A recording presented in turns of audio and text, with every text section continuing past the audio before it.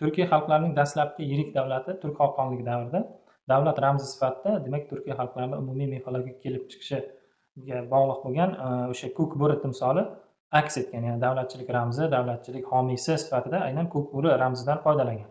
Bayroqlarida, ularni demak ramzlarida, muhrlarida, tamg'alarida bu aynan ko'k bo'ri obrazi yaqqol ko'zga tashlanadi.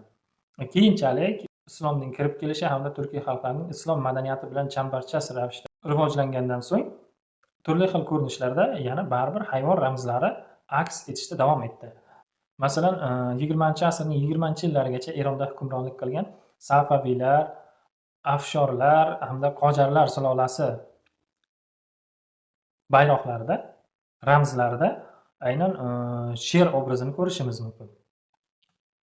Bu islom bilan chambarchas ravishda uzoq qadimdan rivojlanib kelgan bir mifologik timsol bo'lishi ham mumkin. Shu bilan birga aynan sher obrazi Boburiy hukmdorlarni bayroqlarida ham Boburiylar saltanatini ramzi sifatida aks etib kelgan. To o'sha so'nggi Boburiy hukmdor Bahodir Shoh Zafar taxtdan qulatilgunga qadar 1858-yilgacha aynan shu sulolani ramzi sifatida sher timsoli ularni bayroqlarida, tamg'alarida aks etgan.